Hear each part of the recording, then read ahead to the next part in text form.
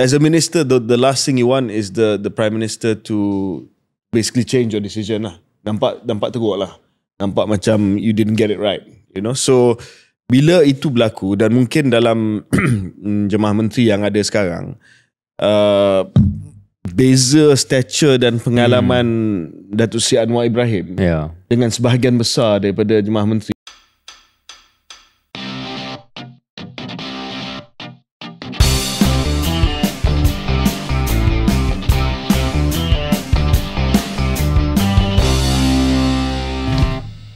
Assalamualaikum dan selamat datang ke episod 141 Keluar Sekejap bersama dengan saya KJ. Saya Syaril Hamdan.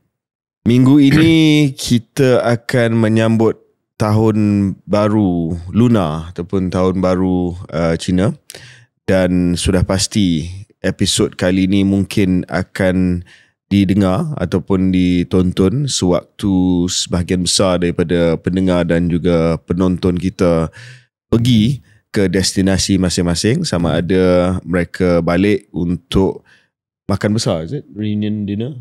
Makan besar. Bersama keluarga. Sama dengan keluarga, ataupun bagi mereka yang bukan daripada masyarakat Cina, akan mengambil kesempatan juga daripada cuti umum ini untuk menghala ke kampung ataupun ke destinasi masing-masing. Jadi kita harap bahawa anda akan membawa keluarga bersama ataupun diri anda dengan selamat dan berhati-hati, sentiasa berhati-hati di jalan raya. Bercakap tentang jalan raya, Syaril, sudah pasti ada satu isu yang kita telah pun sentuh pada episod yang lepas, yang pada episod kali ini juga kita nak sentuh, dan ini berkait dengan bukan hanya soal keputusan dasar dan juga mereka yang sedang menuju ke destinasi masing-masing, tetapi juga adalah berkaitan dengan cara macam mana keputusan dibuat di peringkat kerajaan ataupun di peringkat jemaah menteri. Sebenarnya ada 3 isu di mana kita melihat seolah-olah ada U-turn yang menandakan bahawa cara membuat keputusan itu tidak berapa kemas dan telah pun mengundang pelbagai reaksi yang negatif dan juga reaksi yang positif dari segi populis ataupun dari segi keputusan sifat populisnya. Yang pertama adalah sudah pasti isu tol. Pada episod yang lepas, kita telah pun sebut kenapa kita rasa pengumuman Datuk Seri Alex Linggi yang mengatakan bahawa tidak lagi akan diberi penghapusan tol ataupun tol percuma untuk musim perayaan itu benda yang bagus dari segi kebertanggungjawatan fiskal.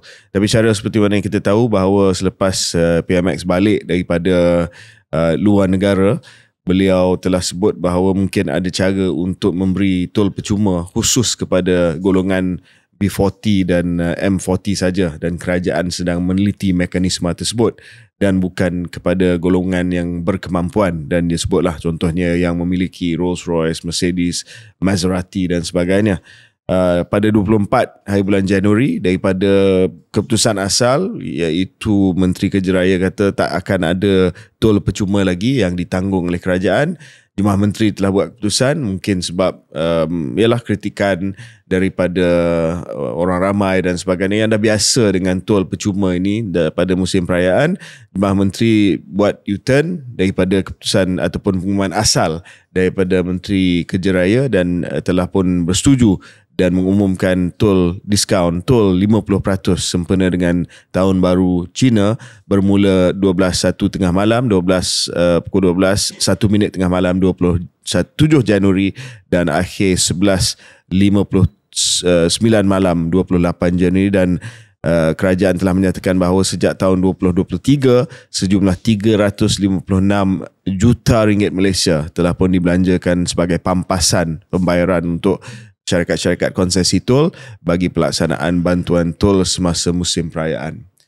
So, what do you think of this U-turn?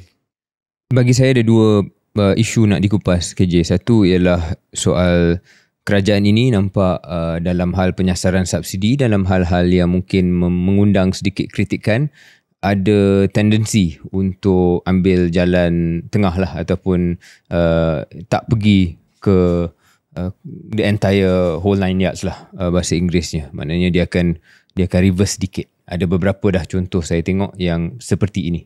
So itu satu. Kedua ialah juga tendensi PMX dalam retorika beliau untuk istilah-istilah yang sewaktu dengan Mahakaya lah. Jadi Mahakaya menjadi salah satu istilah yang besar tahun lepas. Sekarang ini dia bagi contoh-contoh kereta Rolls-Royce, Mercedes, Maserati. Semua itu untuk menyuntik ataupun membuatkan pendengar memikirkan satu image atau satu simbol berkenaan dengan Mahakaya. Jadi I think there's a trend here ataupun tendensi untuk kita bukan analisa tapi kita rekodkan. Ya, but khusus berkenaan dengan keputusan yang tidak mahu terus dengan komitmen, sebab kita kupas pada episod yang lepas bahawa ini adalah benda yang berani, ini adalah benda yang bagus sekiranya dihentikan secara langsung, sama ada diskaun ataupun tol percuma waktu musim perayaan. Sebab kita setuju pada episod yang lepas bahawa ini sebenarnya adalah sesuatu yang tak berapa produktif. Dan kalau ada penjimatan daripada penambahan cukai, daripada penyarasan subsidi, ia perlu dibuat ataupun disalurkan kepada pelaburan yang lebih membawa pulangan kepada rakyat. Sebagai contoh untuk dalam sektor kesihatan, dalam sektor pendidikan, dalam bentuk pembinaan jalan kampung dan sebagainya.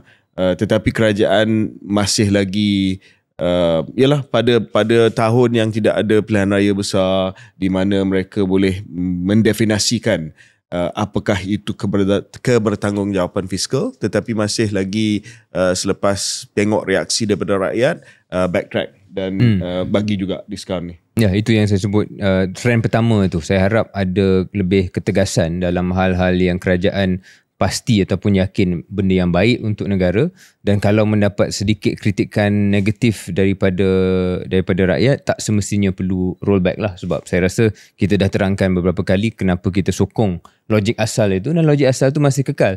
Dan apabila dia reverse sedikit, dia seolah-olah dilute apa yang cuba dicapai. Okay, ini hal berkenaan dengan tol. Mungkin orang kata tak banyak lah secara relatif dia, tapi it's the principle. Apa yang akan jadi besok bila nak buat kerja RON 95? Adakah di situ saya yakin kritikan akan jauh lebih besar kalau mensasarkan RON 95. Adakah akan ada sedikit rollback yang akan sekali lagi kuatiri akan mengurangkan impak sebenar. Dan mungkin yang terakhir berkenaan dengan isu ni,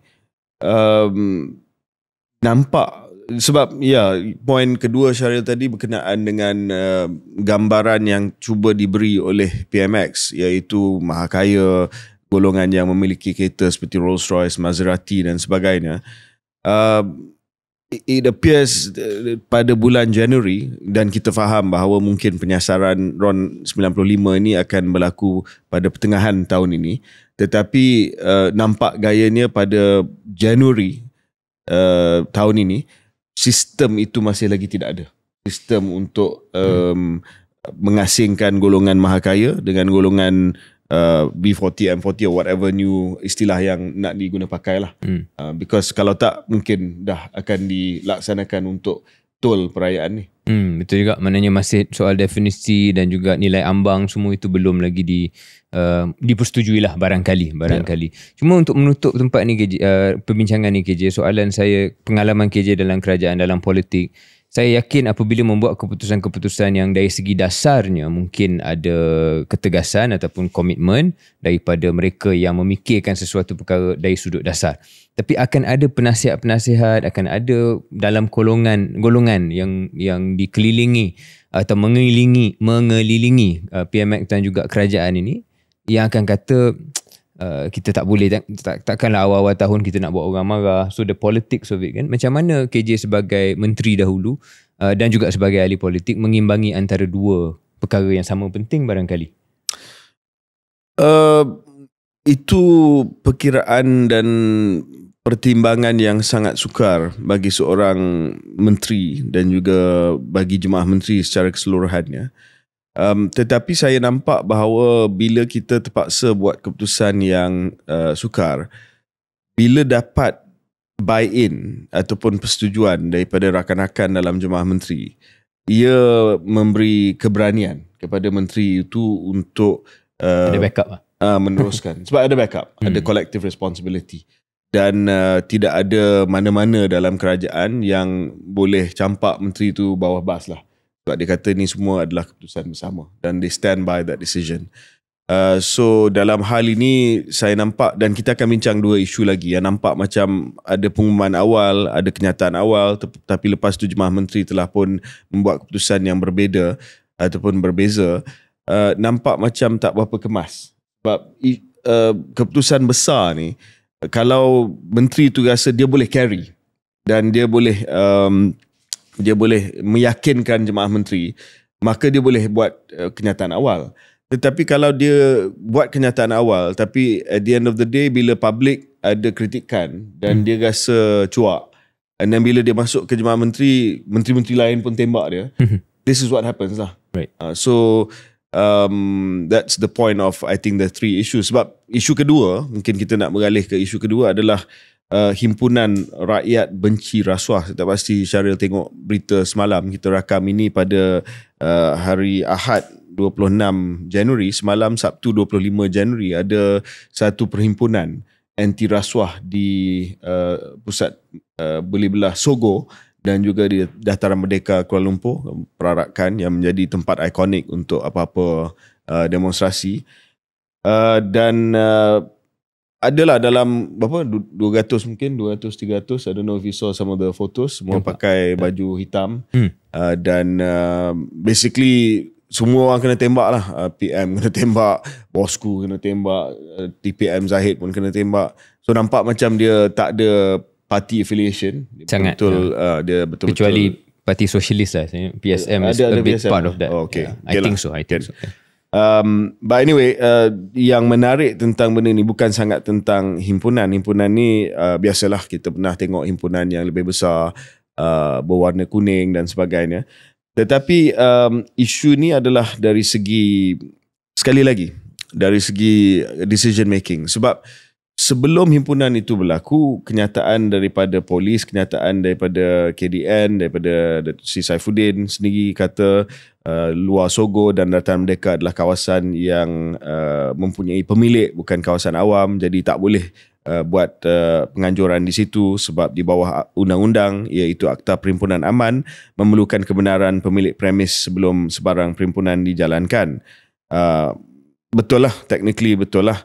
Dan tetapi ada kritikan daripada penganjur, kata syarat tambahan ni tidak mempunyai asas undang-undang. Anyway, that was a back and forth. Polis pun mengatakan bahawa lokasi perlu mempunyai kebenaran pemilik. Basically apa yang kerajaan sebut sebelum berlakunya himpunan ni adalah lebih kepada jangan buatlah, tak boleh buatlah sebab tak dapat kebenaran pemilik dan sebagainya. Dan disebut bahawa kalau dibuat juga akan dikawal dengan ketat. Perhimpunan ini dilihat sebagai satu benda yang akan mengundang satu reaksi daripada kerajaan dan juga daripada pasukan keselamatan. Tetapi bila PM of course 10 hari dia tak ada di Malaysia, dia balik aja, dia kata dia telah pun membenarkan kebenaran rasmi telah diberi oleh pihak kerajaan dan juga KDN. Dan PM sebut bahawa bagi saya tiada masalah, buatlah bantahan berkenaan rasuah, nak berhimpun, himpunlah. Jadi sekali lagi saya tak pasti, sebab nak cakap ini adalah strategi untuk dijadikan PM sebagai penyelamat dan hero pun tak juga. It's as though benda ni tak dibincang.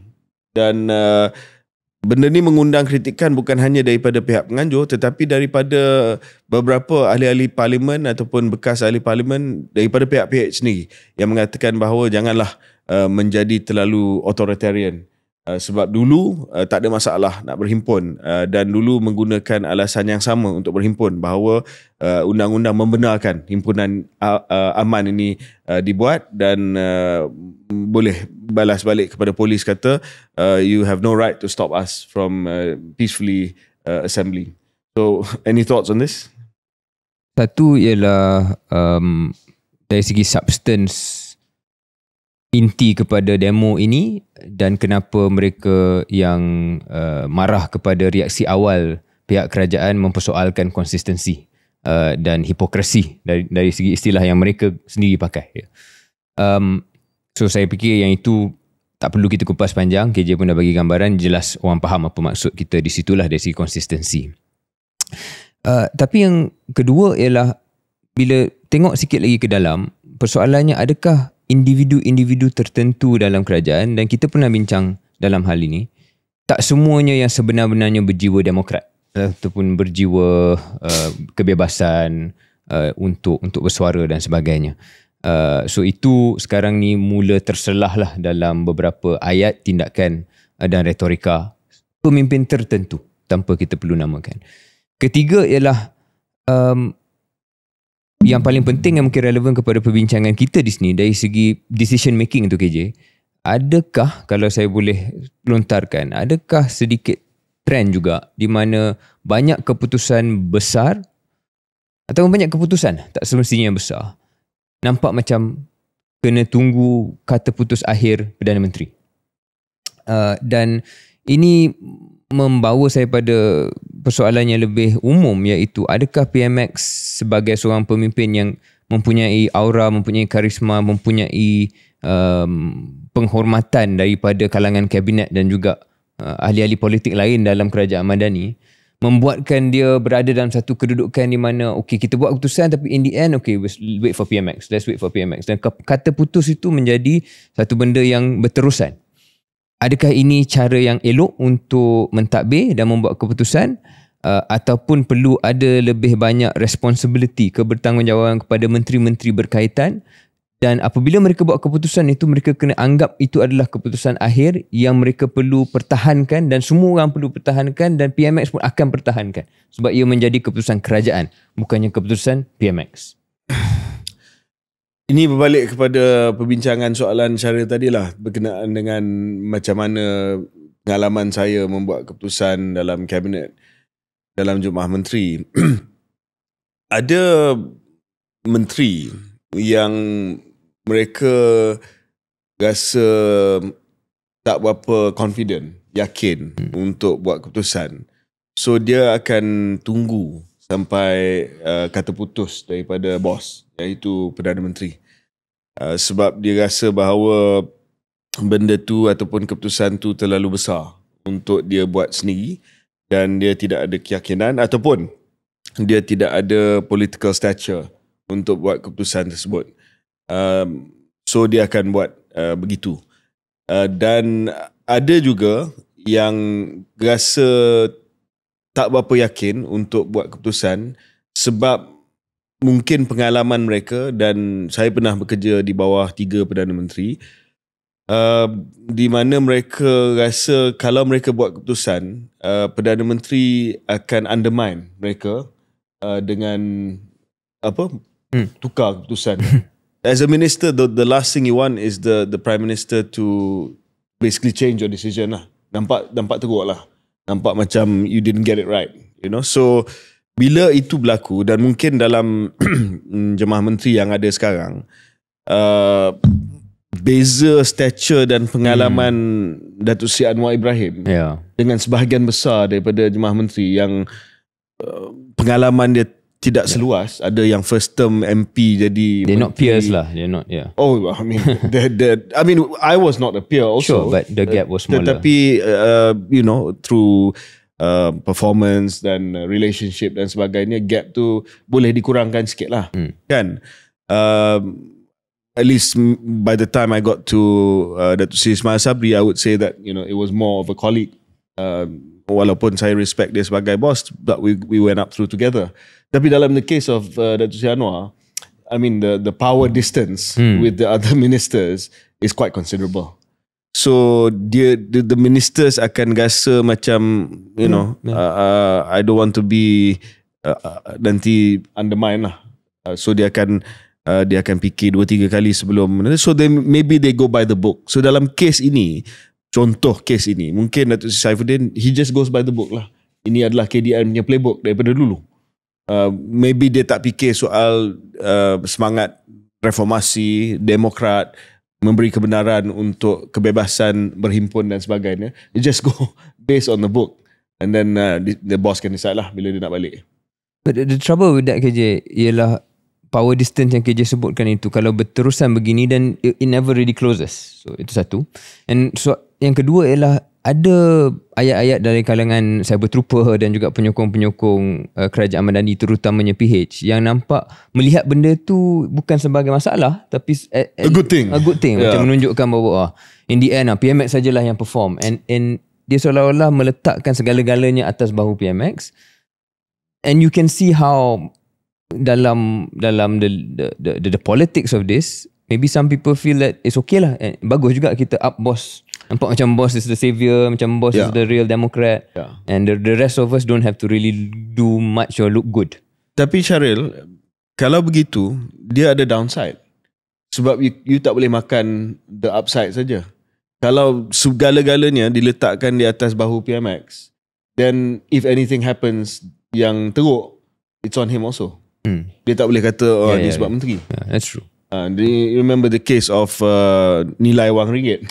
So people are smart. Dia kata you tak boleh ambil upside saja dan claim credit bila benda tu cantik. Tapi bila benda tu tak cantik, you blame somebody else. So itu masalah bila ada seorang seorang situasi di mana Perdana Menteri itu sangat dijulang dan menteri-menteri lain ni seolah-olah happy to play second, third, fourth fiddle. Absolutely. And more broadly KJ, tak kira pasal individu, that's not our system lah. Sepatutnya kan kita adalah sistem Westminster yang mana ada collective responsibility, yang mana kita bukan sistem presiden. Kita bukan presiden. In fact, you're right. Dalam Westminster is primus inter pares lah, first amongst equals. First amongst equals. The Prime Minister is first amongst equals in the Westminster system. Tetapi ialah bila mungkin benda ni terselah bila ada Perdana Menteri di mana dia punya power distance tu besar, macam Mahathir, in this case Anwar. So mungkin itu adalah punca daripada masalah ini. Bawa kepada ni isu U-turn ketiga ni, yang ini mungkin yang paling substantif lah, sebab yang pertama tu musim perayaan saja, yang kedua adalah berkenaan dengan satu himpunan saja, tetapi yang ketiga ini agak besar U-turn dan sangat unfortunate lah. Dia berlaku di kementerian lama saya, Kementerian Kesihatan Malaysia, di mana ada usaha untuk cuba menyelesaikan masalah bebanan kerja yang dihadapi oleh doktor ataupun staf-staf perubatan, dan ini adalah bermula daripada pertengahan bulan ini.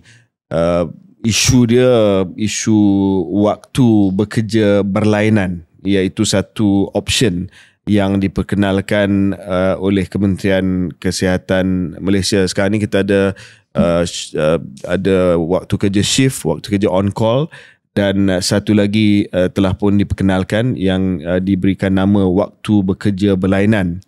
Satu nota dalaman telah pun bocor mengatakan bahawa sistem ini akan dimulakan di beberapa hospital bermula daripada 1 hari bulan Februari, tetapi bila reaksi yang negatif datang daripada pegawai-pegawai perubatan, Menteri Kesihatan telah pun sebut bahawa beliau belum lagi meluluskan satu town hall dibuat, dan ini adalah hanya projek perintis yang dibuat di beberapa hospital saja. Memang ada calm down lah, sebab nampak seolah-olah bahawa cadangan ini tidak popular langsung di lapangan, walaupun menteri di town hall tersebut pada 17 hari bulan kata ini tambahan kepada dua sistem yang sedia ada. Macam saya kata tadi, shift dan on call, this is a third one, this is not replacing it. dan ini adalah satu game changer, but that game changer was roundly rejected on the ground lah, tidak disetujui. Secara ringkasnya, objektif WBB ini adalah untuk mengurangkan tempoh bekerja atas panggilan aktif daripada maksimum 33 jam kepada 18 jam. Nak cuba nak meringankan waktu kerja lah, tetapi masalah dia sistem WBB ini menghadkan waktu bertugas kepada 18 jam berturut-turut sahaja berbanding dengan 24 hingga 33 jam sebelum ini. Tetapi pokok pangkalnya adalah sistem baru ini menganggap shift selepas jam 5 petang pada hari biasa sebagai sebahagian daripada minggu kerja 45 jam tanpa lawan tambahan. Jadi ia mengurangkan pendapatan pegawai perubatan berbanding dengan sistem on call yang ada. Dia nak kurangkan beban dari segi jam, tetapi they take away the allowance lah. That's the bottom line of this WBB. Saya nampak dalam kes ni cara dia, this was, kalau dalam cabinet governance, this is embarrassing sebab yang ini mungkin tidak memerlukan keputusan Jemaah Menteri sebab this is your turf, your call. Tetapi bila your turf, your call dah jadi isu nasional, bawa ke Jemaah Menteri dan Jemaah Menteri mengarahkan untuk benda ni batalkan, mesyuarat minta dibatalkan dan sebuah jawatan kuasa ditubuhkan bagi buat kajian. That's safe face punya jawatan kuasa lah. This is embarrassing lah, because it's not even cabinet decision. Lepas tu cabinet tukar, you buat your own decision, and then cabinet tahu tentang decision tu, and then basically dress you down lah and say what's going on. So kita bincang tentang inconsistency. Saya nak balik lebih pada substantif kerja untuk saya cuba faham dan pendengar faham. What was the practicality of this? Sebab bila tanya dengan kawan-kawan doktor, dia kata macam tak praktikal lah kalau kita start kerja pukul tengah, let's say you are a surgeon and you are halfway through surgery, then what, you're supposed to stop and so Exactly.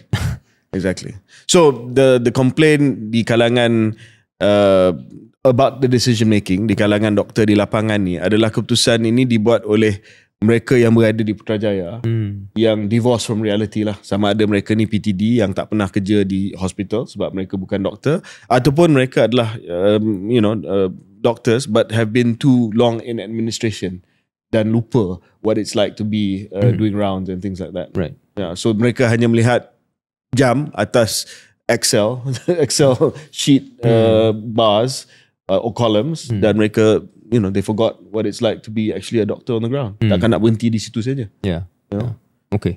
So that's itulah yang dalam hal ni memang patut there's a rollback lah in this case, but the decision should never have been made, I suppose. Yes. This. Dan saya nampak ada banyak waktu di mana menteri boleh saja tarik handbrake sebab bila nota tu bocor kata akan bermula, they could have said okay, we will consider, ataupun di town hall, sebab bukan satu dua suara yang kata sistem WBB ni tak logik, sistem WBB ni tak membantu.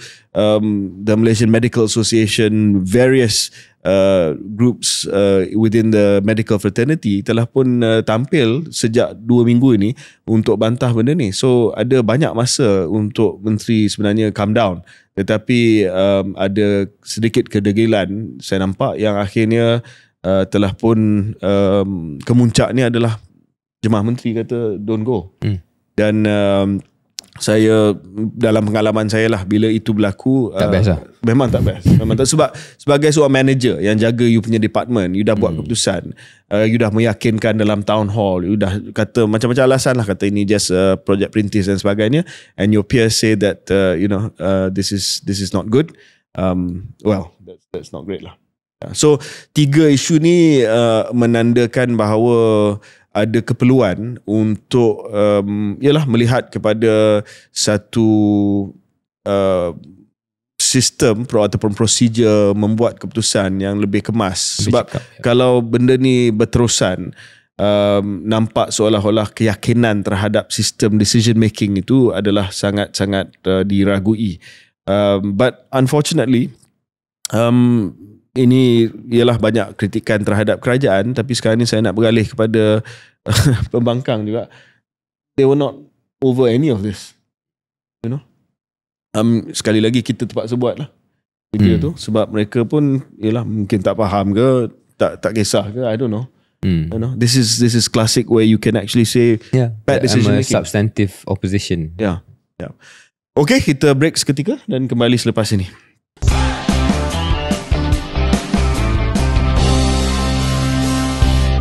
Selamat kembali ke episod 141 Keluar Sekejap.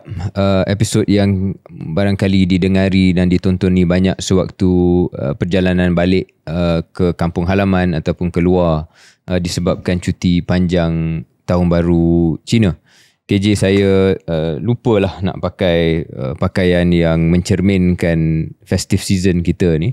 KJ saya separuh Cina, jadi biasanya memang ada makan besar dalam family saya untuk Chinese New Year Eve.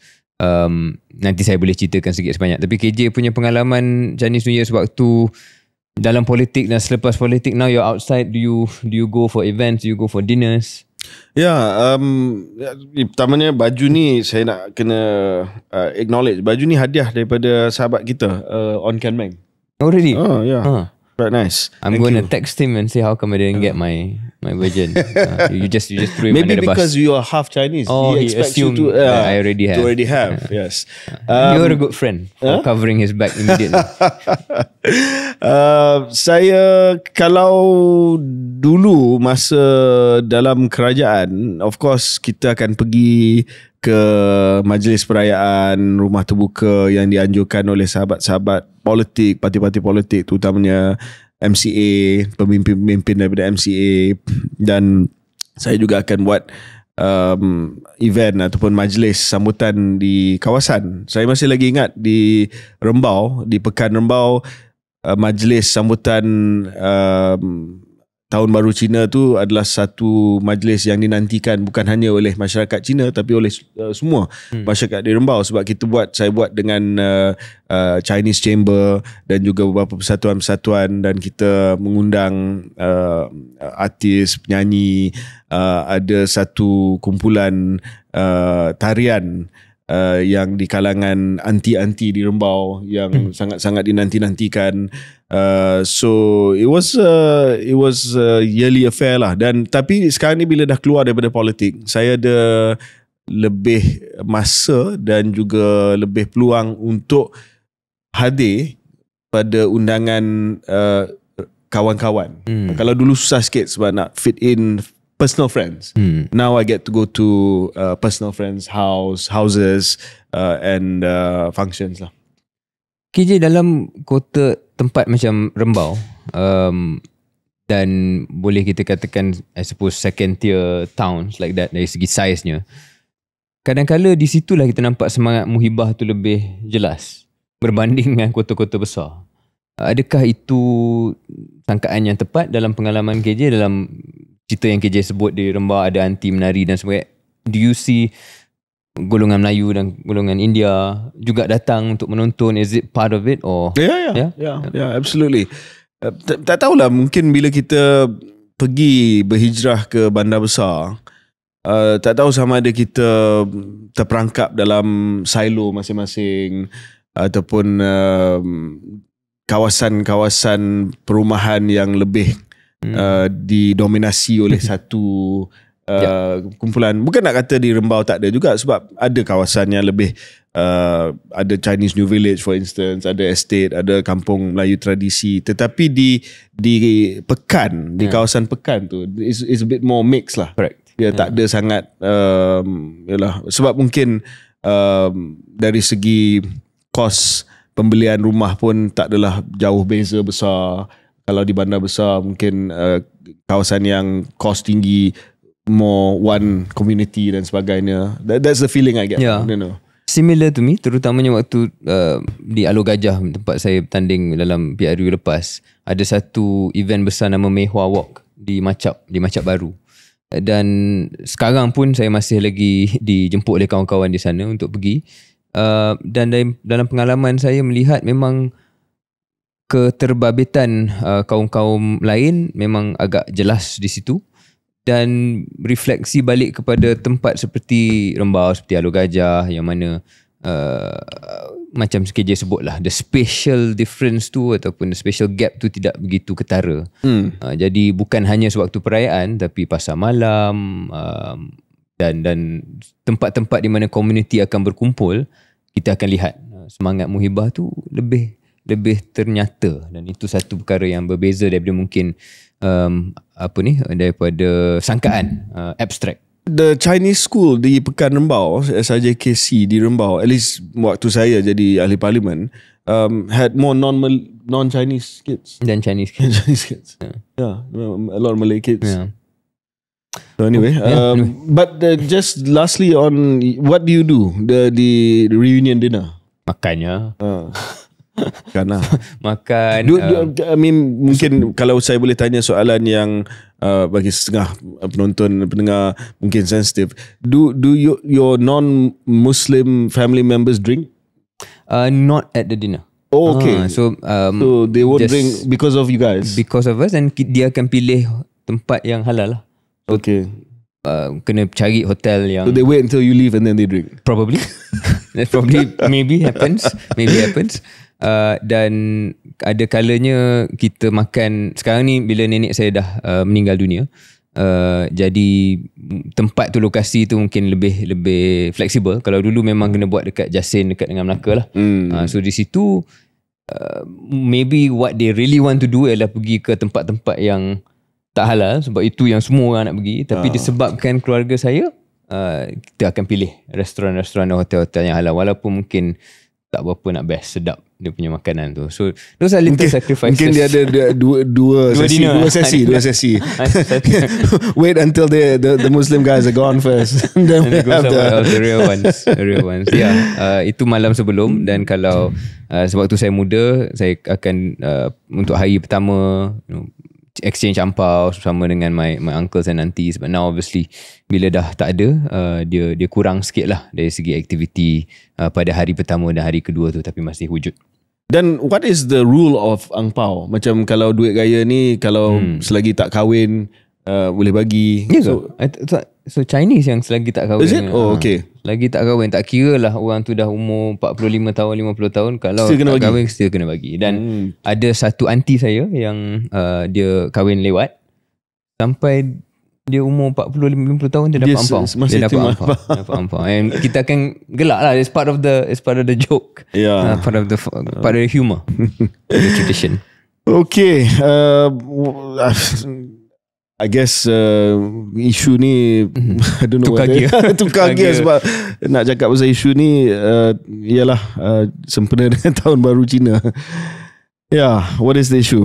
Ni sebenarnya isu yang timbul sewaktu Tun Mahathir baru-baru ini menyatakan satu kenyataan. Ini dah beberapa minggu dan kita rasa macam ada keperluan ataupun kemahuan untuk kita kupas secara ringkas.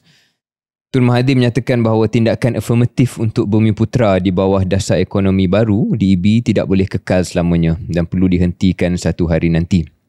Beliau mengakui DEB telah mencapai beberapa kejayaan sejak diperkenalkan tahun 71, termasuk mendapatkan jurang ekonomi antara kaum Melayu dan bukan Melayu yang berpotensi mengelakkan ketegangan sosial.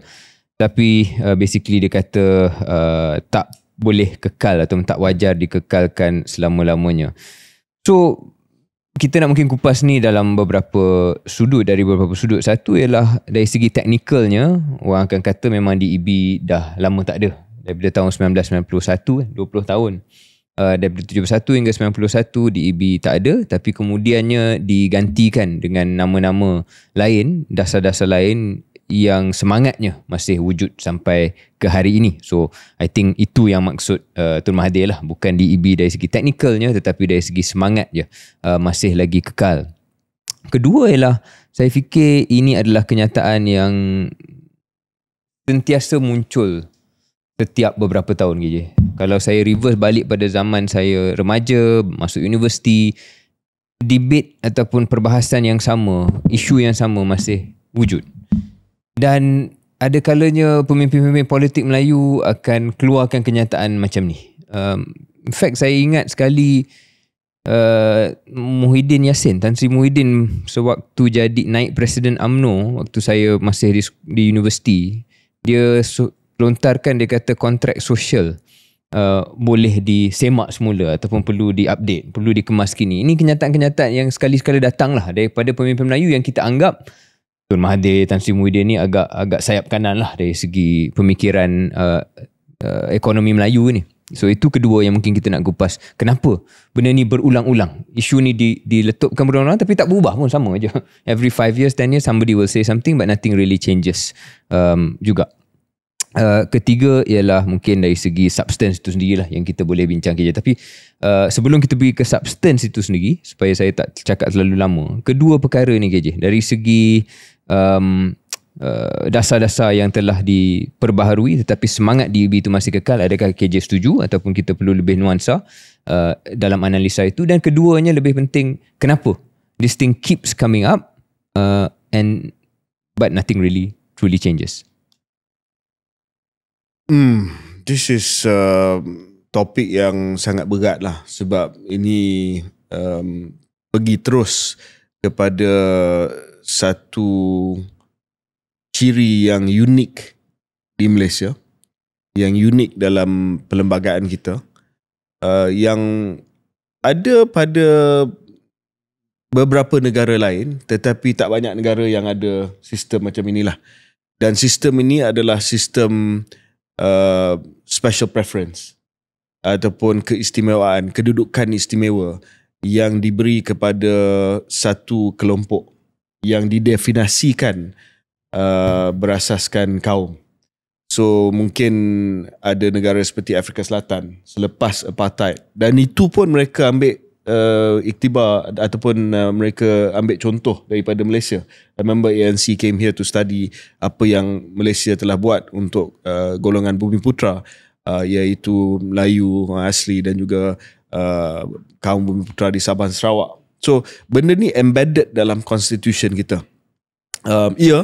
153 itu bukanlah dasar ekonomi baru, sebab 153 itu dimasukkan dalam Perlembagaan Persekutuan sewaktu ianya digubal dan sewaktu kita merdeka pada tahun 1957.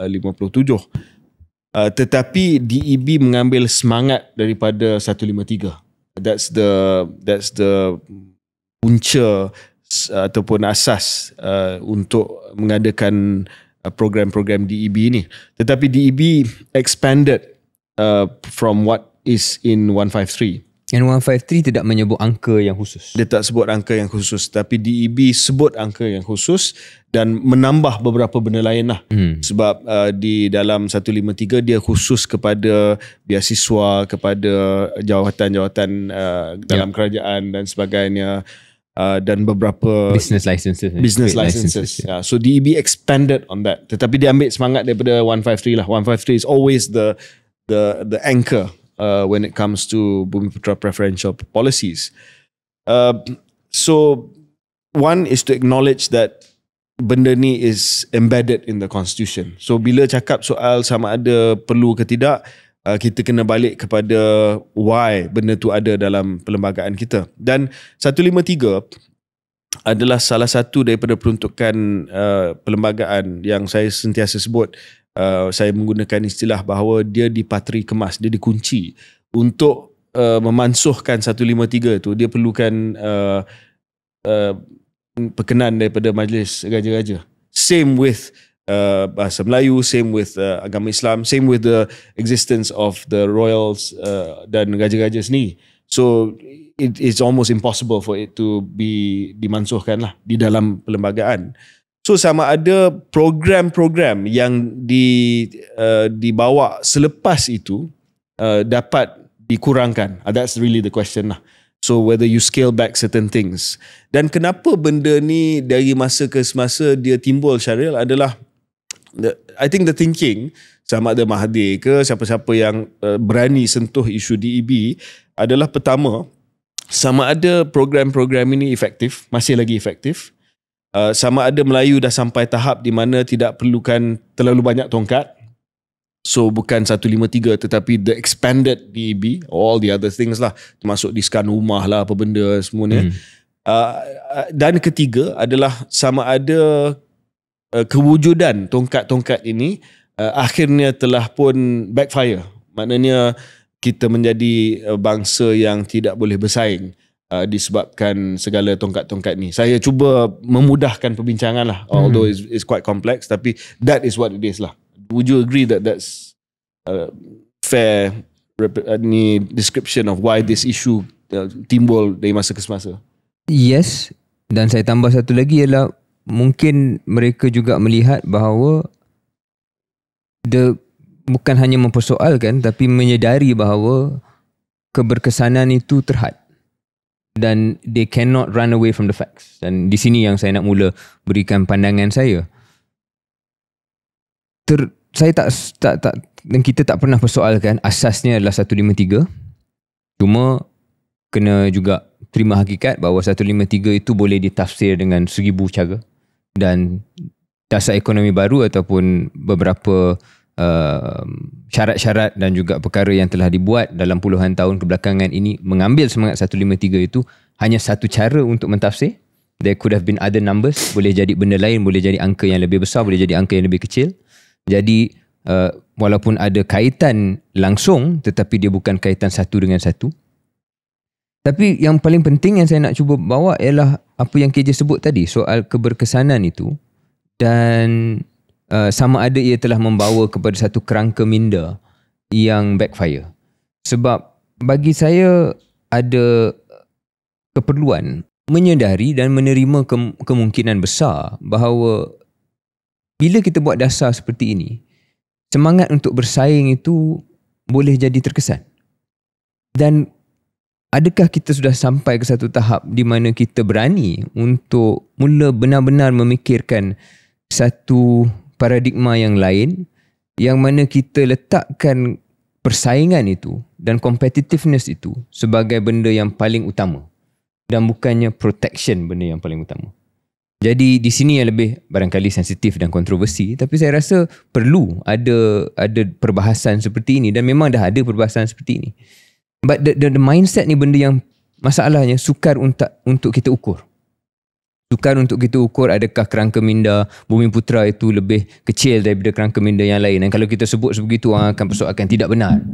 Tapi hakikatnya ialah sampai ke hari ni, target-target dan sasaran-sasaran di EB itu belum tercapai. So, bila sasaran itu tak tercapai, persoalannya adalah adakah kita kena berterusan dan buat lebih besar, ataupun mungkin paradigma itu sendiri yang bermasalah. Dan kalau paradigma itu yang bermasalah, perlulah ada kebesaran jiwa untuk mengakui maybe the time is up and kita buat benda-benda yang lebih radikal ataupun lebih berani untuk membuka persaingan. Ya, mungkin sebelum jawab kerangka protection dengan competitiveness, itu saya setuju. Cuma how, dalam bagaimana kita nak merangka program supaya ia lebih kepada soal persaingan dan bukan soal perlindungan, protection. Adakah ia membuka, saya ingat, saya masih lagi ingat istilah yang digunakan oleh Datuk Seri Najib, carve out and compete. Maknanya untuk projek besar, contohnya projek MRT, sebahagian daripada projek itu 30% di carve out daripada projek dan dikhususkan untuk bumi saja. Tetapi berbanding dengan zaman-zaman dulu, tidak diberi direct kepada satu bumi, tapi dia compete within themselves. So engineering firm, construction firm, syarikat-syarikat ada yang ada kaitan dengan sistem-sistem rail ni, Bumiputera, tetapi dipaksa untuk compete, bersaing dalam kelompok mereka sendiri sebelum mereka graduate kepada competition secara terbuka.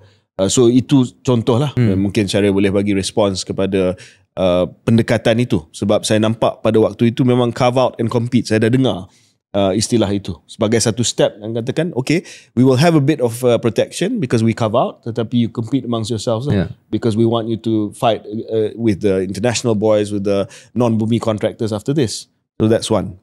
Tetapi berbalik kepada DEB, sebab saya dengar apa yang Syaril kata tadi. Yes, betul. Untuk beberapa ukuran DEB, kita memang tak mencapai sasarannya. Of course, sasaran besar bila kita cakap soal DEB ni adalah 30%. Kita obses dengan 30% ni. Sampai tahap mana kalau tanya orang Melayu biasa di mana-mana, kalau kita pergi keluar kat jalan, kita tanya 30% ni, apa 30% ni sebenarnya? Saya rasa dia tak akan dapat jawab. 30% tu apa? 30% kekayaan, 30% pendapatan. 30% kota. Kota. Sebenarnya 30% ni adalah 30% pemilikan modal. That's what the 30% is. Pemilikan modal dalam syarikat. Capital ownership in companies. Tetapi saya rasa kalau kita obses dengan capital ownership, kita sebenarnya kadang-kadang lupa kejayaan-kejayaan DB. The biggest kejayaan DB bagi saya adalah human capital development. Kalau tak ada DEB, maka kita tidak akan melihat bilangan orang Melayu Bumiputera yang semakin ramai di kalangan profession, di kalangan jurutera, di kalangan accountant, di dalam dunia kewangan, managerial positions. In fact, Bumiputera representation in managerial positions in 1970, 24%. Sekarang ni dah 49%, lebih 50%. Dalam profession macam accountant, engineering dan sebagainya, dulu kurang daripada 5%, sekarang ni dah 66%. That social mobility yang kita dengar, bapa saya, pak cik saya, abang saya sendiri telah dapat tajaan MARA, tajaan pinjaman MARA dan sebagainya, dan pergi ke MRSM, pergi ke UiTM. That is the biggest success story of DEB that I think we should be proud of. Tetapi of course lah ada benda yang tak berapa berjaya. Seperti sebagai contoh, I think one of the things yang tak berjaya adalah entrepreneurial capacity, enterprise growth. Ini for some reason kita berjaya untuk menambah bilangan profesional Melayu Bumiputera, menambah managerial position terutama dalam GLC, tetapi when it comes to penembusan dalam business, this has always been the problem. And that's probably why dari segi pemilikan equity ataupun capital ownership kita masih lagi kurang. But to say that the DEB tak mencapai sepenuhnya dan tak diperlukan, saya rasa saya tak setuju. Sebab even now, that social mobility, kita boleh melihat bagaimana seorang yang dilahirkan di kampung dapat pergi ke MRSM, dapat pergi ke UiTM ataupun dapat tajaan MARA, pergi ke overseas jadi seorang accountant. That's still happening on a daily basis, and individual Malays are becoming that one generation in their family that are breaking the social ataupun the economic barrier lah. So saya banyak bersetuju dari segi apa yang DAB telah capai, terutamanya pada mungkin 20 tahun pertama, 30 tahun pertama. Tapi persoalannya dua. Satu adalah adakah ia sampai satu tahap di mana dia boleh sampai satu tahap saja, kemudian dasar itu perlu berubah untuk masuk ke liga yang lebih tinggi. So that's satu. Kedua ialah sama ada dengan mencapai perkara-perkara yang kita sebut tadi dari segi pencapaian profesional, kekayaan dan sebagainya lah.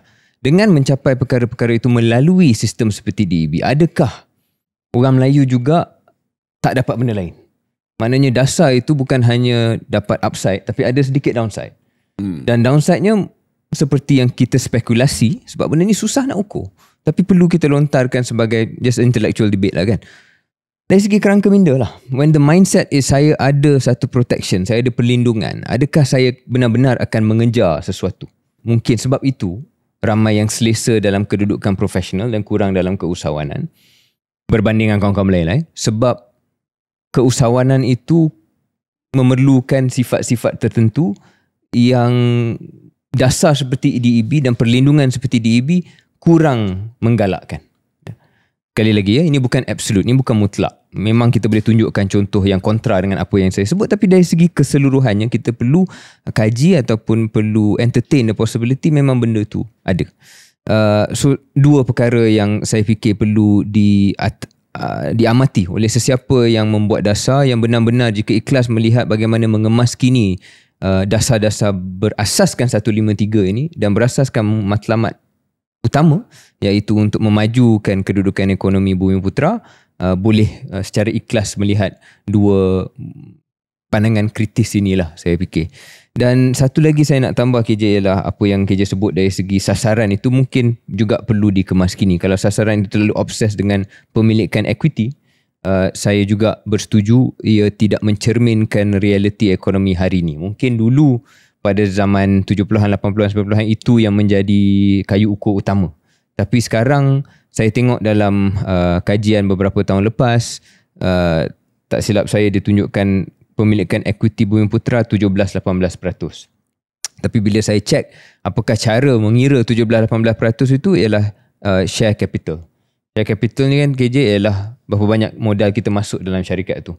Tapi kalau syarikat tu untung besar dan pemilik syarikat Melayu itu mengambil dividen, dia tak masuk share capital. So seolah-olah cash itu bukan aset ataupun keuntungan itu bukan aset, tapi modal itu sendiri yang jadi kayu ukur. Saya fikir perlu lebih sophisticated lah. So mungkin benar apa yang KJ kata, walaupun dari segi sasaran 30% equity itu tak tercapai sampai hari ini, tetapi benda-benda lain dari segi keuntungan, dari segi cash, dari segi kekayaan yang lebih baik ataupun lebih besar daripada angka 17% tersebut. To be fair, Syaril, ada beberapa pelan yang telah pun dirangka bermula daripada tahun 2012 kot, yang mana ada usaha even before that sebenarnya, yang melihat kepada target ataupun sasaran yang lebih menyeluruh dan bukan hanya pemilikan share capital, tetapi ianya telah menjadi satu dokumen ataupun sasaran rasmi bermula dengan Better. Better ni diperkenalkan pada tahun 2012, Bumiputera Economic Transformation Program bawah Najib, which looked at not just share capital tapi human capital kepada entrepreneurship, ownership of non-financial assets also by Bumiputera. Lepas tu datang, ini zaman Syaril jadi penasihat ekonomi kalau tak silap saya, TPB 2030, Bumiputera Development Action 2030. Ini tambah lagi daripada apa yang diletakkan di bawah Better, tumpuan yang diberi kepada service delivery, tumpuan yang diberi kepada contoh make full use of reserve land, tanah simpanan, wakaf dan sebagainya. Tetapi unfortunately contoh TPB itu dia datang pada zaman Ismail Sabri selepas Better dah tamat officially. Tetapi kerajaan hari ni, kerajaan Madani, dia tak tunggu your TPB habis. TPB sebenarnya habis pada 2030, tetapi dia tak nak sebab mungkin kerana dia nak ambil hati pengundi Melayu. So kerajaan Madani dia buat Putra 2024 2035. Ya, Bumiputera Economic Transformation Plan. Dan bawah ni dia tambah sikit lah. Kalau dulu ada beberapa sasaran yang dah sedia ada, dia tambah sasaran Bumiputera Participation and Control through GLC dan GLIC Equity, share of Bumiputera graduates in labour force dan contribution of Bumiputera enterprise to GDP. So nampak macam dia nak bagi tumpuan juga kepada soal keusahawanan Bumiputera. So I think to be fair, the broad targets, Syaril, yang Syaril sebut, not just obsession kepada 30% pemilikan equity, dah ada. Cuma macam mana nak pastikan bahawa benda ni tercapai lah. Saya rasa that's been the perennial ataupun masalah yang akan berulang lah setiap tahun, sebab kita masih lagi tak dapat crack, especially dari segi enterprise. Dan dalam enterprise saya nak tanya Syaril soalan. Ini soalan yang sentiasa dibangkitkan oleh usahawan Bumiputera. Kami masih lagi perlu intervensi daripada kerajaan. Kami masih lagi perlu bantuan daripada kerajaan. Sebab rangkaian ataupun rantaian bekalan, supply chain, didominasi oleh kaum lain. Saya nak jadi kontraktor Melayu, saya nak jadi seorang usahawan Melayu, tetapi supplier banyak di kalangan bukan Melayu, dan mereka akan bagi harga yang special kepada usahawan daripada kaum mereka. Mereka akan bagi credit term yang lebih bagus kepada usahawan daripada kaum mereka. This is a reality yang kita selalu dengar. So respon saya pertama ialah kita tahu dalam industri tertentu setuju memang benda tu wujud ya. Dan saya harap kawan-kawan lain yang mendengar pun boleh ikhlas lah, memang benda ni ada dalam sektor tertentu industri, tak semua tapi ada. Kedua ialah saya seorang yang sentiasa nak tanya diri apa yang kita boleh buat. Dan kalau saya lontarkan soalan semula, adakah usahawan-usahawan Melayu yang berjaya sama komitmen dengan usahawan Cina yang berjaya untuk bantu rantaian nilai kaum Melayu itu sendiri? Ataupun adakah dalam kes tertentu ada sifat tertentu yang tak berapa sihat lah, cemburu ke dengki ke, tak sangat nak mengangkat usahawan-usahawan lain. Jadi itu dua, sebelum kita salahkan orang lain, kita tanya diri kita sendiri dulu. Ketiga ialah kalau benar dan memang benar dalam industri tertentu ada rantaian nilai yang berasaskan kaum ini, maka intervensi kerajaan bagi saya ialah untuk memecahkan dominasi itu dan membuat sesuatu supaya tidak ada diskriminasi. Jadi intervensi itu mungkin sepatutnya diperbetulkan dan bukannya membuat ia sebagai satu sebab atau alasan untuk mengatakan disebabkan benda itu wujud dan susah untuk saya crack, please give me more preferential treatment sebab saya perlukan untuk, bukan untuk memperbetulkan masalah itu, tetapi untuk saya dapat bantuan cara lain pula. Jadi bagi saya itu respon kepada masalah yang saya akui memang wujud. Mungkin just to close the segment off, because saya rasa ini topik yang kita akan sentiasa sekali-sekala bincang, sebab seperti mana yang saya sebutkan lah, bila kita cakap soal the political economy of Malaysia, mungkin ini adalah isu yang paling besar. Dan just to add KJ, sebab KJ sebut political economy, saya fikir untuk sesiapa nak memodernkan DEB dan juga Semangat 153 ni, barangkali dia kena datang daripada parti Melayu. Of course. So that's the weird part of this politics lah. Sebab UMNO, PM UMNO boleh buat, Tun Mahathir boleh buat. Tapi kalau seorang daripada PH buat, dia akan nampak dan macam... Dan DEB ni memang synonymous dengan UMNO lah. Kita macam mana nak kupas pun, parti yang sentiasa perjuangkan DEB ni adalah UMNO daripada dulu. So kalau ada perubahan, dia mesti datang daripada UMNO juga. Sebab kalau ada lesen sikit. Ada lesen besar. Cuma saya nak tambah satu, Syaril, adalah balik kepada DEB. Kita sentiasa lupa bahawa DEB ni sebenarnya ada dua tujuan utama. Satu adalah sebenarnya DEB actually was one preferential untuk satu kaum. Memang kita admit benda tu. Tetapi satu matlamat DEB yang besar juga adalah needs based, iaitu eradication of poverty. Right.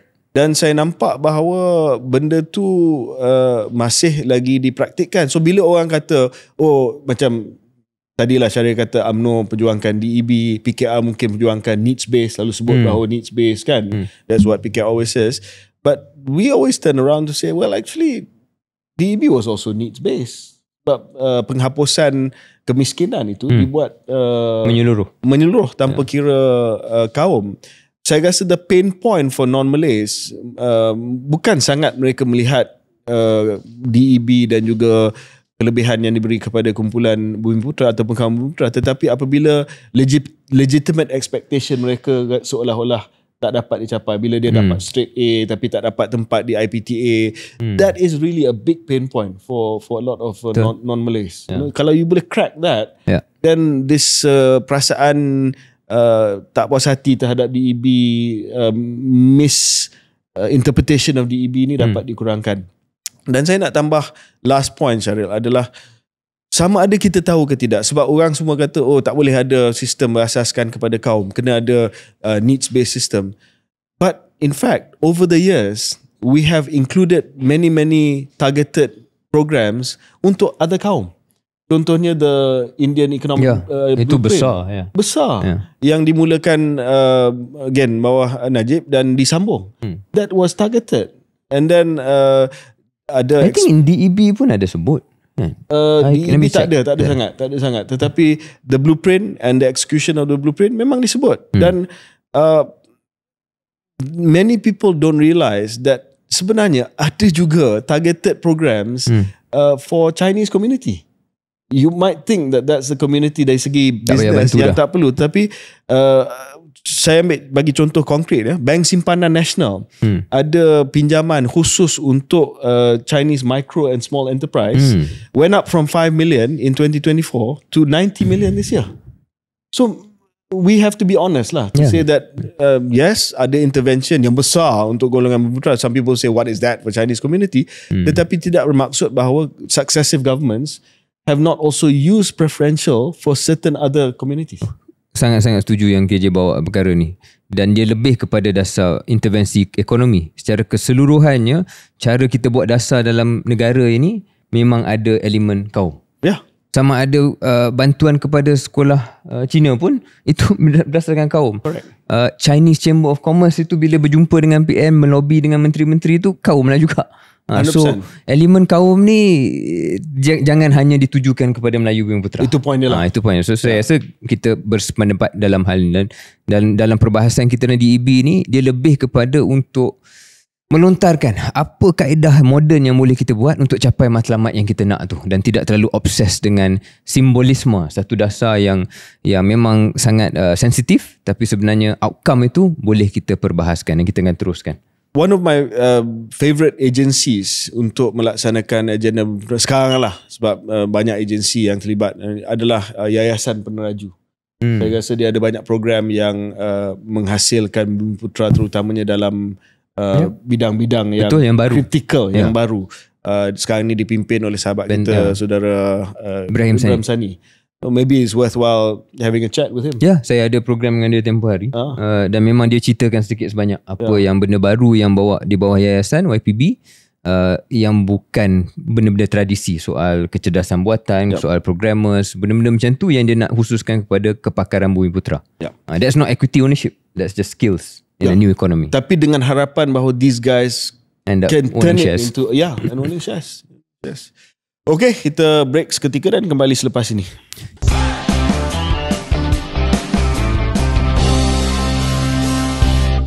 Selamat kembali ke episod 141 Keluar Sekejap, dan mungkin dalam segmen terakhir ni KJ, kita nak pergi ke antarabangsa dan khususnya apa yang telah berlaku dalam hari-hari mutakhir selepas Donald Trump mengangkat sumpah sebagai Presiden Amerika Syarikat yang baru. Kita bincang secara semintas lalu lah dalam episod yang lepas, tapi semenjak itu pun dah ada beberapa perkara-perkara baru yang mungkin sesuai kita bincangkan, dan boleh kita mungkin bahas lebih panjang sedikit berkenaan dengan implikasi apa yang Trump akan buat terhadap bukan hanya Malaysia tetapi terhadap dunia secara keseluruhan. Kalau saya boleh mulakan KJ, saya banyak membaca analisa daripada Amerika Syarikat, daripada tempat lain, yang masing-masing saya rasa semuanya bukan dalam mode panik, tapi dalam mode memang dalam mode berjaga-jaga lah, sebab masing-masing tidak tahu apa yang akan boleh berlaku, tapi semuanya nampak bersetuju bahawa Trump bukan presiden yang biasa, bukan presiden yang lazim. Dan segala tradisi dan convention yang selama ini wujud antara negara mereka, apa pun negara itu, dan juga Amerika Syarikat, nampaknya that convention dan tradisi tidak boleh dianggap akan kekal dalam tempoh yang sekarang ini. So everybody sort of trying to reposition themselves, sama ada orang itu adalah tech bros seperti Mark Zuckerberg, ataupun orang itu adalah Perdana Menteri Denmark, kerana sekarang ni Greenland yang bawah jagaan Denmark sedang dimahukan oleh Trump. Semua pihak sedang tertanya-tanya apa yang perlu kita buat bawah this new regime, dan mungkin itu satu istilah yang paling sesuai, is a regime change. Itu antara satu analisa saya baca di Amerika Syarikat. It's a regime change. It's not just a president change, it's a regime change. Sebab regime ini di bawah Donald Trump sangat berbeza daripada the normal American way of doing things sebelum inilah. Dari segi international relations, dari segi cara dia buat executive order 26 yang ditandatangani, dari segi cara dia berinteraksi dengan media, daripada cara dia buat pengumuman meme coin KJ, di mana dia buat satu cryptocurrency yang pengkritik mengatakan itu cara dia untuk buat rasuah, ataupun dia dapat kekayaan melalui cryptocurrency tersebut. Mungkin kita boleh bincang selepas ini. So, semuanya sangat berbeza daripada apa yang lazim. KJ, setelah seminggu lebih kurang, what are your thoughts? Adakah kita boleh dapat apa-apa yang mendalam daripada seminggu pertama ini about what he's going to do? And kalau inilah the pace, adakah KJ khuatir sama seperti saya? Banyak tumpuan untuk minggu pertama ni diberikan kepada usaha Donald Trump untuk remake Amerika lah. Dia tidak sangat meluangkan masa untuk isu antarabangsa, multilateral. Kalau ada pun isu antarabangsa, seperti mana perbincangan kita pada episod yang lepas, lebih kepada kepentingan Amerika Syarikat sahaja. So, dia punya international consideration sekarang ni hanya berkaitan dengan kedudukan Amerika dan bukannya tanggungjawab Amerika sebagai kuasa besar di dunia. I think it's important to distinguish untuk pendengar kita. Kalau dia hanya, of course, sebagai great power, dia motivated by self-interest. Tetapi dulu great power Amerika Syarikat ini ada jugalah semangat altruistik untuk memastikan bahawa dunia ini aman, walaupun dia bos, walaupun dia adalah policeman, tetapi policeman itu jaga supaya dunia ini aman. Berbanding dengan kedudukan di mana dia tak nak mainkan peranan policeman itu lagi, dia tak kisah sangat tentang international institution, international organisation, international obligation, dia lebih kepada kepentingan dia saja, dan itu yang menjadi pendorong utama penglibatan Amerika Syarikat di peringkat antarabangsa. So sebagai contoh yang Syaril sebutkan tadi, Greenland. Greenland ini adalah satu wilayah yang terletak di lautan Atlantik utara, satu landmass ataupun satu kawasan yang agak besar. Macam Syaril katakan tadi, ia ada di bawah jagaan Denmark, berasaskan kepada sejarah Greenland, dan tak ada siapa pun pandang Greenland ni, sebab Greenland ni penduduk dia tak ramai, kawasan yang uninhabitable. Tetapi Trump dah mula, saya difahamkan ada panggilan telefon dengan Perdana Menteri Denmark yang mengatakan bahawa outright memang dia serius, dia outright dia nak beli. And macam Syaril kata, Trump is unlike any US president. He's unlike any human being, in fact. We are not in the Louisiana Purchase of hundreds of years ago, you know. We are now in a system of international law, of sovereignty dan sebagainya. Tetapi ada orang macam dia yang masih ingat dia, you know, this is the wild wild west, that you can buy states. And he's gone and said, I want to buy this. This is crazy. If you don't give it to me, tariffs or whatever. So mungkin boleh dilihat sedikit lebih sophisticated daripada Putin lah. Putin dia masih lagi nak rampas dengan perang. Tapi Trump is saying, no, I don't have to go to war. I'm just going to buy you. And I'm going to threaten you with tariffs. I don't have to shoot one bullet pun, but I'll get Greenland. Kenapa dia nak Greenland? Sebab Greenland ni syarat dengan sumber-sumber asli lah. Dia ada macam-macam mineral, dia ada bahan-bahan mentah untuk digunakan bagi green tech, dia ada oil and gas dan sebagainya, dan strategic sebab dia memang di tengah-tengah Atlantic Ocean for military purposes also. So saya tak pasti ke arah mana kita nak pergi, Syaril, sebab setakat inilah dia tak tunjuk apa-apa minat kepada Asia Tenggara. Kita dah jadi pengurusi ASEAN, dan kita bangga dengan peranan Malaysia sebagai pengurusi ASEAN, tapi member kita di White House ni dia tak kisah langsung. I don't know if you saw, I was playing it yesterday, maybe you overheard. Setiap menteri dia kena melalui proses pengesahan oleh Senate. Pete Hegseth, dia punya setiausaha pertahanan, defense minister, menteri pertahanan dia, disoal di Senate sebelum dikonfirm, dan he got confirmed only with the tie-break vote by J.D. Vance sebagai vice president. President Senate adalah naib presiden. Kalau 50-50 dia kena tie-break lah, so he confirmed him. But ada senator yang tanya, ini menteri pertahanan Amerika Syarikat ya, seorang graduate daripada Princeton dan juga Harvard, about can you name an ASEAN country? Dan jawapan dia memang best lah. Jawapan dia, we have good relationship with Korea, with Japan. We have AUKUS dengan Australia. Dengan ASEAN to Asian lah. Yeah. So the senator said, you have said absolutely none of those countries are from ASEAN. So saya risau sebab adakah dengan tidak ada minat terhadap ASEAN ini, we will be left alone. Dan kalau kita left alone, then okay lah. Mungkin kita tak kena tarif, kita tak kena apa-apa tindakan, sebab mungkin Trump kata ASEAN ni terlalu dekat dengan ataupun sebahagian negara ASEAN ni terlalu dekat dengan China, so dia akan hit us with secondary tariffs.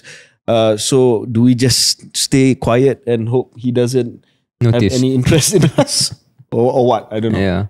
So satu ialah yang dah kita kupas soal individu yang Trump ambil untuk menjadi menteri, untuk menjadi yang berkuasa lah, yang mempunyai pengaruh, dan kelayakan mereka sangat-sangat dipersoalkan seperti mana yang KJ sebut. Saya rasa yang paling establishment figure pun Secretary of State lah, Marco Rubio, yang tak adalah hebat mana pun, tapi sekurang-kurangnya dia ada kelayakan yang lazim biasanya dalam kedudukan-kedudukan tersebut.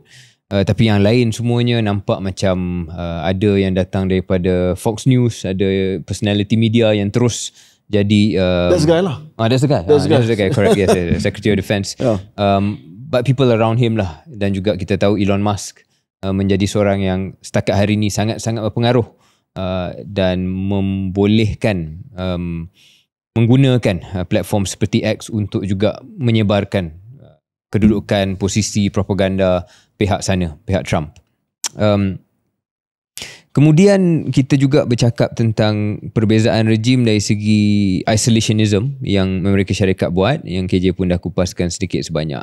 Pada perkiraan saya, yang menjadi persoalan besar ialah apabila Amerika Syarikat tak ambil minat kepada banyak tempat di dunia, dan katakanlah Malaysia dan ASEAN menjadi satu tempat yang bukan dalam keutamaan besar mereka, adakah membuka ruang kepada kuasa-kuasa lain untuk datang? Dan saya rasa jawapannya ialah ya. Of course. Sudah tentu kuasa lain, terutamanya China, akan tengok ini sebagai satu peluang untuk mengambil alih kepimpinan dalam kedudukan dunia. Sebab dunia masih lagi wujud atas organisasi-organisasi tertentu, dan Trump sendiri tidak akan menghancurkan dan memusnahkan WHO, memusnahkan NATO, memusnahkan apa sajalah G7 ke G20 ke.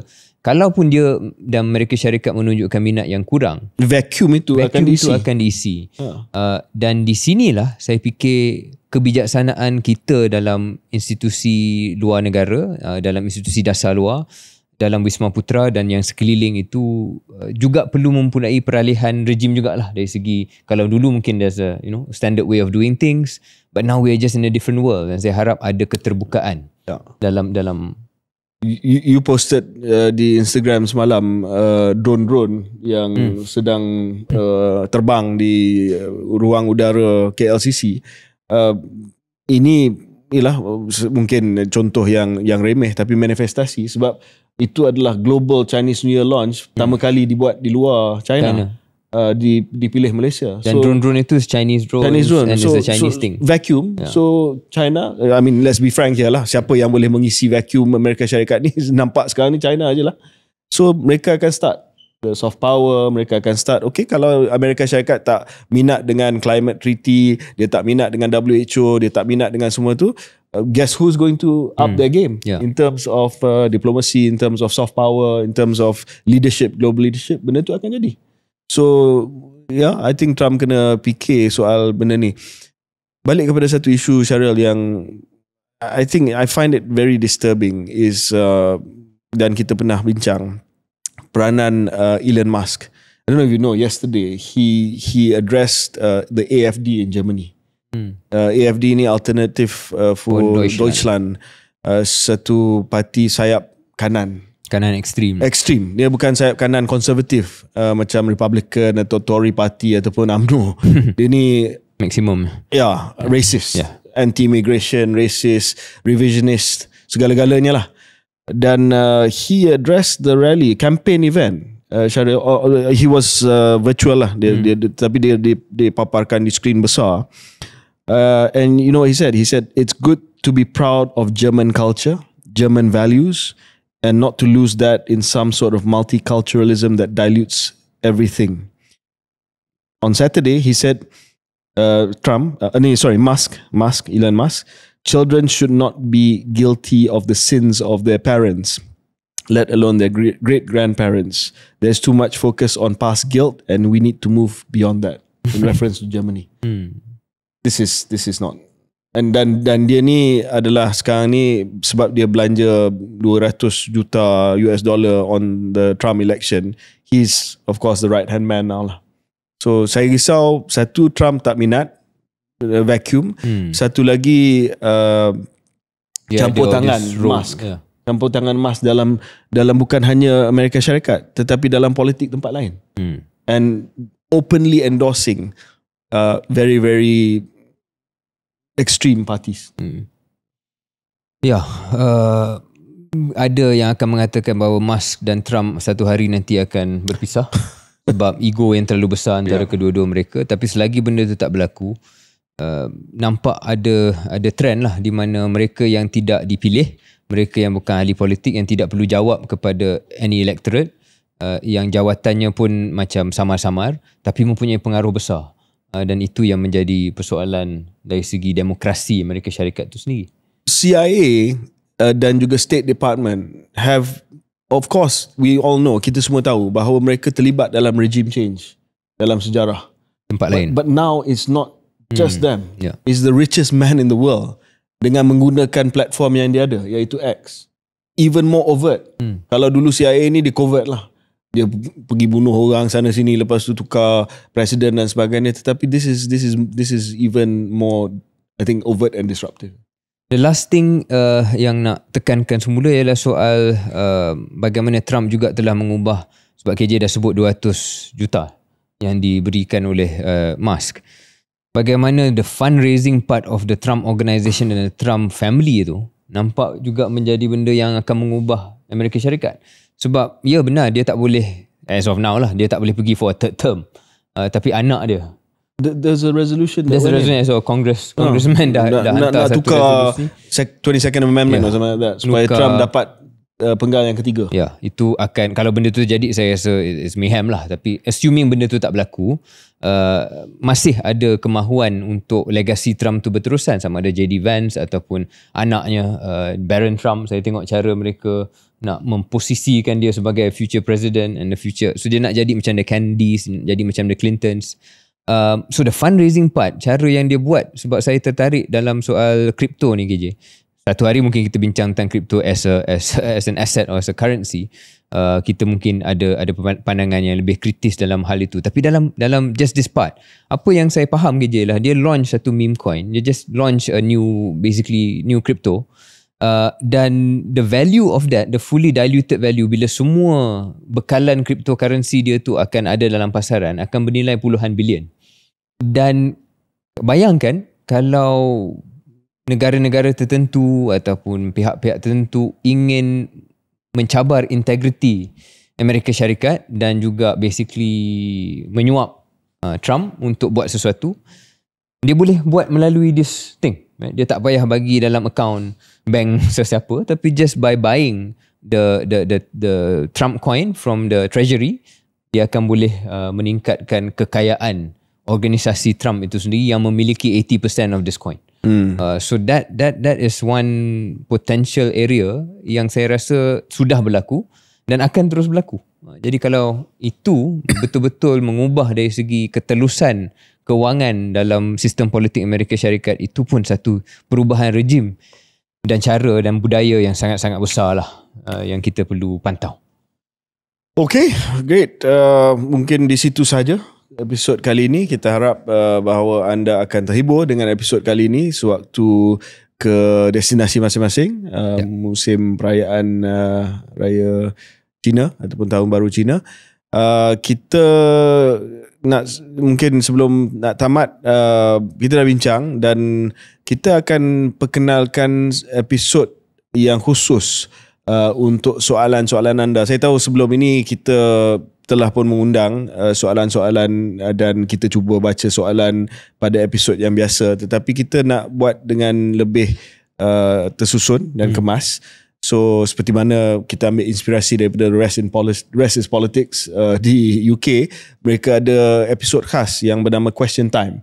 So kita akan juga buat episod khas mungkin sebulan sekali, yang ditumpukan ataupun yang dikhususkan untuk menjawab soalan daripada pendengar dan penonton KS. Kita harap soalan-soalan itu soalan yang boleh kita kupas dari segi dasar, dari segi politik, yang cukup khusus lah.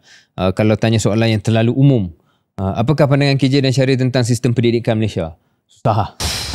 Dia macam terlalu open-ended kan. Bagi yang sedikit khusus, dan jangan jugalah tanya soalan yang selalu ditanya bila KJ Syahrir nak balik politik. Benda-benda macam tu dah selalu kita jawab. Kalau boleh bagi yang seronok. Bukan nak kata kita tak nak jawab soalan tu, tetapi saya rasa untuk kita menjadikan episod ni membina syarat dengan poin-poin yang bernas dan sebagainya, kita harap bahawa kita akan dapat soalan yang tepat, yang spesifik dan yang boleh kita jawab secara spesifik jugalah. Ya.